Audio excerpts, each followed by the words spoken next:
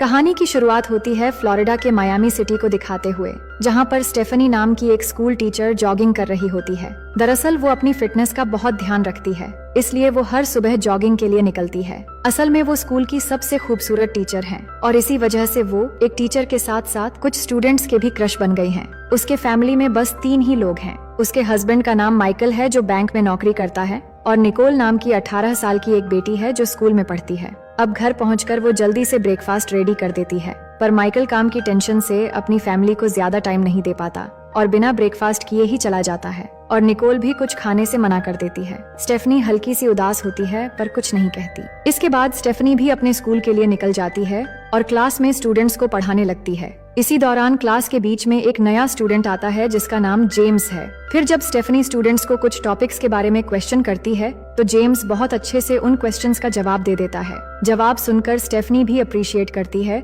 जिससे जेम्स को बहुत प्राउड फील होता है। अब क्लास खत्म करके निकलते वक्त स्टेफनी रिचर्ड से टकरा जाती है, जो स्कूल का एक स्टाफ मेंबर है। रिचर्ड उसे कुछ ज्यादा ही इम्पोर्टेंस देने की कोशिश करता है क्योंकि वो स्कूल की सबसे खूबसूरत टीचर है, पर स्टेफनी ज्यादा भाव नहीं देती। इसके बाद वो लिंडा से मिलती है और उस नए स्टूडेंट जेम्स के बारे में बात करने लगती है कि वो काफी स्मार्ट है। लिंडा भी एक स्टाफ मेंबर है और वो बताती है वो लड़का किसी स्कूल से ट्रांसफर होकर आया है और आगे की पढ़ाई यहीं करना चाहता है। इसके बाद हम रात के समय देखते हैं जहां स्टेफनी स्विमिंग कर रही होती है। असल में वो अपनी फिटनेस का बहुत ध्यान रखती है। थोड़ी देर स्विमिंग करने के बाद वो अपने हस्बैंड के पास आकर उसे किस करने लगती है, लेकिन उसी दौरान जब दोनों क्लोज हो रहे थे, बाहर से कोई उन्हें देख रहा होता है और उनकी कुछ तस्वीरें भी लेता है। बाद में किसी अननोन नंबर से स्टेफनी को मैसेज आता है कि हम दोनों इस हफ्ते मिलने वाले हैं, लेकिन वो अपना नाम नहीं बताता। फिर अगली सुबह स्टेफनी स्कूल ट्रिप पर स्टूडेंट्स को लेकर जाती है, जहां पर वो पॉइजनस फ्लावर्स और कुछ एनिमल्स के बारे में बता रही होती है,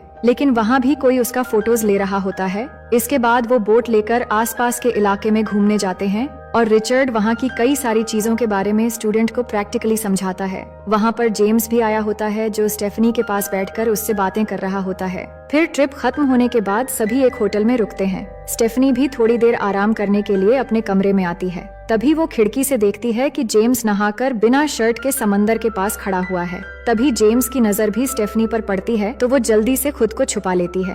थोड़ी देर बाद सब लोग जमा होकर थोड़ी बहुत एंजॉय करने लगते हैं और स्टेफनी रिचर्ड से बात कर रही होती है, लेकिन जेम्स उसे बस देखे ही जा रहा था, जिसे स्टेफनी भी नोटिस करती है। इसके बाद वो डांस करना शुरू कर देती है। इसी बीच माइकल का फोन आता है तो वो बाहर निकलकर बात करते करते समंदर के पास चली जाती है, लेकिन उसके पीछे पीछे जेम्स भी चला आता है, जिसे अचानक देखते ही स्टेफनी घबराकर गिर जाती है। ये देखकर जेम्स दौड़कर उसके पास आकर देखता है कि स्टेफनी को चोट लग गई है, तो वो अपनी टी शर्ट पानी में भिगोकर स्टेफनी के चोट पर लगाता है ताकि थोड़ा आराम मिले। फिर वो पास बैठकर कहता है कि मैंने तुम्हें देख लिया था जब तुम खिड़की से मुझे देख रही थी, मैं भी तुम्हें बहुत लाइक करता हूँ। इतना कहकर वो स्टेफनी को किस करने लगता है और एक पल के लिए स्टेफनी भी मान जाती है, लेकिन फिर और आगे बढ़ने से पहले वो कहती है कि मैं ये नहीं कर सकती और वहाँ से चली जाती है। फिर अगले दिन स्टेफनी घर लौट आती है, जहाँ माइकल पूछता है कि तुम्हारा ट्रिप कैसा रहा, तो वो सब ठीक है कहकर बात टाल देती है और जेम्स के बारे में कुछ नहीं बताती। लेकिन बाद में इस बारे में सोचने लगती है कि अचानक वो कैसे बहक गई थी, वो भी एक स्टूडेंट के साथ। दूसरी तरफ जेम्स अपने घर में स्टेफनी की एक खूबसूरत ड्राइंग बनाता है। ऐसा लग रहा था कि उसके मन में बहुत कुछ चल रहा है जिनको वो इजहार नहीं कर पा रहा है। फिर अगली सुबह जब वो जॉगिंग करने जाती है, तभी हम देखते हैं कि कोई गाड़ी लेकर उसका पीछा कर रहा है, लेकिन जैसे ही स्टेफनी की नजर उस गाड़ी पर पड़ती है तो वो गाड़ी वहाँ से भाग जाती है। इसके बाद स्टेफनी लिंडा से मिलती है और उसे सब बताती है कि मैं एक पल के लिए बहक गई थी और मुझसे बहुत बड़ी गलती हो गई है। लिंडा चौंक जाती है कि वो तुम्हारा स्टूडेंट है, लोगों को इस बारे में पता चलेगा तो स्कूल के साथ साथ सोसाइटी में भी तुम्हारी बदनामी होगी। इसे एक मिस्टेक समझकर भूल जाओ और मुझे लगता है जेम्स को किसी और क्लास में ट्रांसफर कर देना चाहिए ताकि तुम डिस्टर्ब ना हो। फिर अगले दिन जब स्टेफनी क्लास में होती है तभी जेम्स आता है, तो स्टेफनी कहती है तुम्हारा ट्रांसफर दूसरे क्लास में कर दिया गया है और ऐसा क्यों किया है ये तुम्हें लिंडा मैडम बता देंगी। ये सुनकर जेम्स का चेहरा उतर जाता है और वो बिना कुछ कहे क्लास से निकल जाता है। इसके बाद हम किसी को स्कूल की लाइब्रेरी में देखते हैं जो चुपके से आकर एक जहरीला सांप चुरा लेता है, लेकिन ये कौन है ये हमें बहुत जल्द पता लग जाएगा। फिर क्लास के बाद जेम्स आकर स्टेफनी से पूछता है कि तुमने मेरा ट्रांसफर क्यों करवाया,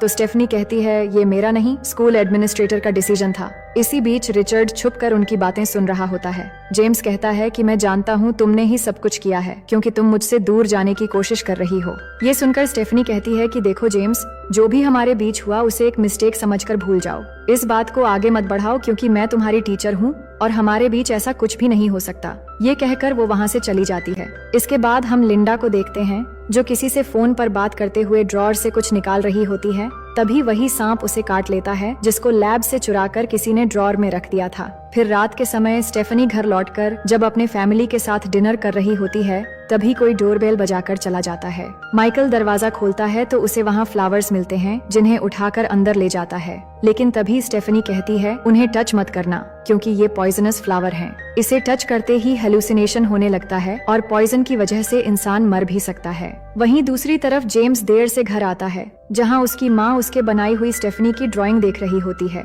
तभी जेम्स उससे ड्राइंग छीन लेता है और उसकी चीजों को हाथ लगाने से मना कर देता है। अगले दिन जेम्स जब स्कूल पहुंचता है तो रिचर्ड आकर उसे वार्निंग देते हुए कहता है तुम स्टेफनी के साथ क्या करने की कोशिश कर रहे हो, उससे दूर रहो नहीं तो तुम्हें अरेस्ट होते ज्यादा देर नहीं लगेगी। फिर वो सीधा स्टेफनी के केबिन में जाता है जिसे देखकर स्टेफनी यहाँ से जाने के लिए कहती है। लेकिन जेम्स उसे अपनी ग्रैंड मदर की एक लॉकेट देता है कि ये मैं तुम्हारे लिए लाया था। स्टेफनी हैरान होकर कहती है कि तुम ये मुझे नहीं दे सकते, पर जेम्स जिद करने लगता है कि हम दोनों एक दूसरे के लिए ही बने हैं और तुम मेरे लिए बिल्कुल परफेक्ट हो। उसकी बातें सुनकर स्टेफनी कहती है तुम अपनी बाउंड्रीज पार कर रहे हो, मैंने कहा था इस बात को आगे न बढ़ाने के लिए, अब यहाँ से चले जाओ, मैं तुम्हारी कोई बात नहीं सुनना चाहती। फिर वो स्टेफनी को धमकाता है कि अगर तुमने बात नहीं मानी तो मैं सबको बता दूंगा कि हमारे बीच क्या हुआ था और स्कूल में तुम्हारी बहुत इंसल्ट होगी। ये कहकर वो चला जाता है। फिर कुछ देर बाद जब स्टेफनी बाहर बैठी होती है तो रिचर्ड जाकर कहता है कि मैंने तुम्हें कल रात फ्लावर्स भेजे थे, क्या तुम्हें वो मिले थे? ये सुनकर स्टेफनी गुस्से में कहती है क्या तुम्हें पता नहीं कि वो पॉइजनस फ्लावर्स थे?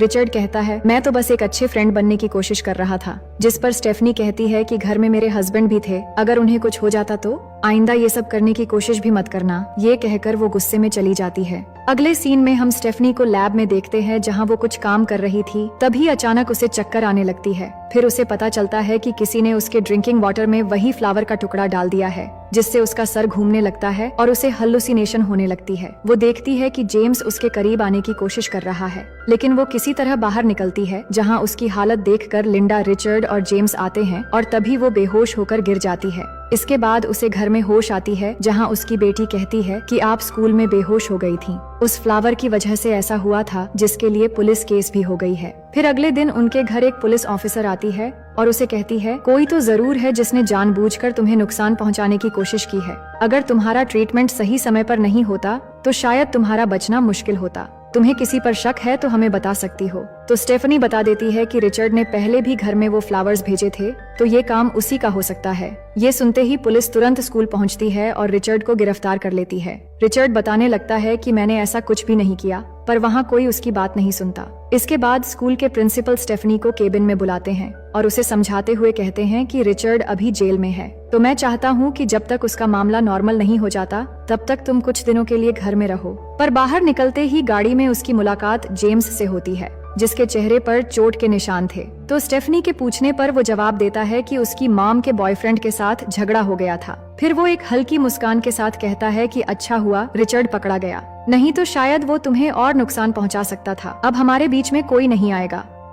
ये सुनकर स्टेफनी उसे समझाने लगती है कि देखो जेम्स, कभी कभी हमारी लाइफ में कंट्रोल से बाहर की चीजें हो जाती हैं। मैं तुम्हारी टीचर हूँ और उम्र में भी तुमसे बड़ी हूँ, इसलिए अच्छा होगा तुम इस बात को भूल जाओ और अपनी उम्र की किसी अच्छी लड़की को ढूंढ लो। इतना कहकर वो चली जाती है। अगले दिन सुबह स्टेफनी जॉगिंग करके वापस आती है और अपनी बेटी निकोल से बातें करने लगती है। तो निकोल बताती है कि मैं एक लड़के को पसंद करती हूँ और पिछले कई दिनों से उसे डेट कर रही हूँ। वो बहुत ही अच्छा लड़का है, आप चाहो तो एक बार उससे मिल लो। स्टेफनी मुस्कुराकर कहती है कि अच्छा हुआ तुमने मुझे बता दिया, तो क्यों ना तुम उसे डिनर पर बुला लो ताकि मैं भी जान लूं कि वो लड़का कौन है जिसको मेरी बेटी इतना पसंद करती है। अब सीन कट होता है जहां लिंडा स्टेफनी को समझाती है कि जेम्स को हल्के में मत लो, मैंने उसकी बैकग्राउंड चेक की है, उसके बिहेवियर की वजह से कई स्कूलों से निकाला जा चुका है, वो किसी भी हद तक जा सकता है, इसलिए तुम उससे दूर ही रहो तो अच्छा है। इसके बाद रात को स्टेफनी बहुत अच्छे से सबके लिए डिनर तैयार करती है क्योंकि निकोल का बॉयफ्रेंड आने वाला है। लेकिन जैसे ही उसका बॉयफ्रेंड आता है तो स्टेफनी शॉक्ड हो जाती है, क्योंकि वो लड़का कोई और नहीं बल्कि जेम्स होता है। इसके बाद डिनर के लिए सब बाहर बैठते हैं, लेकिन जेम्स अजीब सी हरकतें करने लगता है।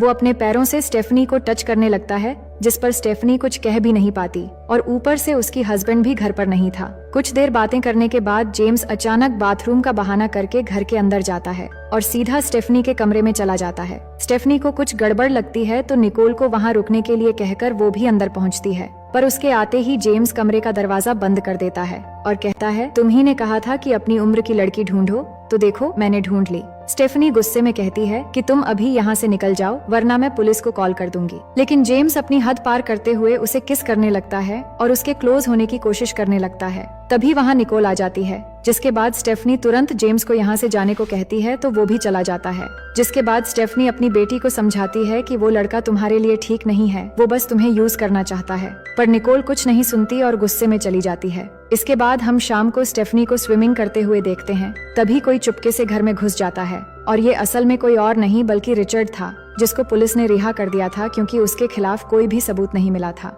वो स्टेफनी को समझाने की कोशिश करता है कि उस दिन स्कूल में जो इंसिडेंट हुआ था उसके पीछे वो नहीं बल्कि जेम्स था, लेकिन स्टेफनी उससे ज्यादा बात नहीं करती और उसे यहाँ से जाने के लिए कहती है। तो रिचर्ड वहाँ से निकलकर अपने घर लौटने लगता है, लेकिन जैसे ही वो गाड़ी से उतरता है तो उसके सामने जेम्स आ जाता है और कुछ बिना बोले ही उसे नाइफ से स्टैब कर देता है, जिससे रिचर्ड वहीं पर मारा जाता है। इसके बाद उसकी लाश को डिक्की में डालकर उसे अपने घर ले जाता है ताकि लाश को कहीं छुपा सके, पर उसकी मॉम ये देखकर हैरान हो जाती है। फिर अगले दिन जेम्स निकोल को कॉल करता है और कहता है, कल रात कुछ मिसअंडरस्टैंडिंग की वजह से मैं चला आया था, तुमसे कुछ इम्पोर्टेंट बातें करनी थी, इसलिए तुम मिलने आती तो अच्छा होता। तो निकोल भी उससे मिलने के लिए निकल जाती है, लेकिन जब जेम्स कार लेकर निकलने वाला होता है तभी उसकी मॉम आकर उसे गन पॉइंट पर ले लेती है और कहती है कि बेटा ये सब बंद कर दो, मैं और नहीं सह सकती। पर वो अपनी मॉम से बंदूक ले लेता है और उन्हें धमकाकर एक ट्रेलर के अंदर ले जाकर बंद कर देता है। फिर नेक्स्ट सीन में जब निकोल उससे मिलने पहुंचती है तो जेम्स उसे झूठ कहता है कि स्टेफनी ने मुझे उस रात जबरदस्ती किस किया था, शायद वो चाहती है कि हम दोनों अलग हो जाएं,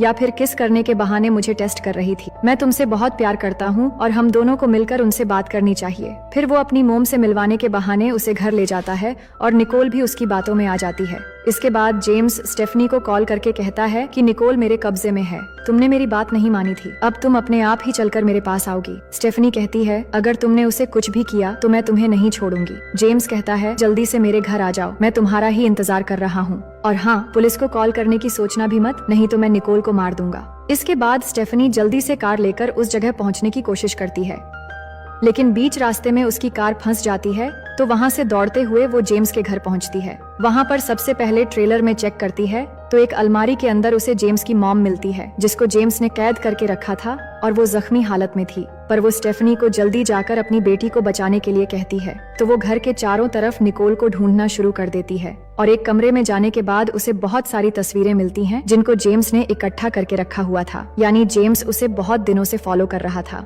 उसी कमरे में उसे रिचर्ड की लाश भी मिलती है, जिसको उसने छुपा कर रखा था। फिर वो ढूंढते हुए जैसे ही नीचे जाती है तो वहाँ निकोल उसे बंधी हुई मिलती है। तभी जेम्स आकर उसे गन पॉइंट पर ले लेता है और कहता है, मैंने तुम्हें कितना चाहा, लेकिन तुमने मेरी एक बात भी नहीं मानी, अब तुम मेरा गुस्सा देखोगी। स्टेफनी उसे समझाने की कोशिश करती है, पर जेम्स गुस्से में कहता है, तुम मेरे बारे में कुछ नहीं जानती, तुमने कभी भी मेरा दर्द जानने की कोशिश नहीं की। जब मैं 13 साल का था तब मैंने अपने ही बाप को मार दिया था, क्योंकि वो मुझे और मेरी मॉम को रोज शराब पीकर बहुत मारता था। मैं बचपन से दर्द सहते आया हूँ, अब मैं किसी को नहीं छोड़ूंगा और मुझे जो भी चाहिए मैं उसे हासिल करके रहूंगा। रिचर्ड हमारे बीच आ रहा था, इसलिए मैंने उसे खत्म कर दिया। ये सब सुनकर स्टेफनी समझ जाती है कि जेम्स एक साइको बन चुका है, लेकिन फिर भी उसे शांति से समझाने की कोशिश करती है और मौका मिलते ही उससे बंदूक छीनने की कोशिश करती है और दोनों में हाथापाई शुरू हो जाती है। लेकिन जेम्स उस पर भारी पड़ने लगता है और गला दबाकर उसे जान से मारने की कोशिश करता है, लेकिन तभी पीछे से जेम्स की मॉम आकर उसे गोली मार देती है और वो वहीं पर गिर जाता है।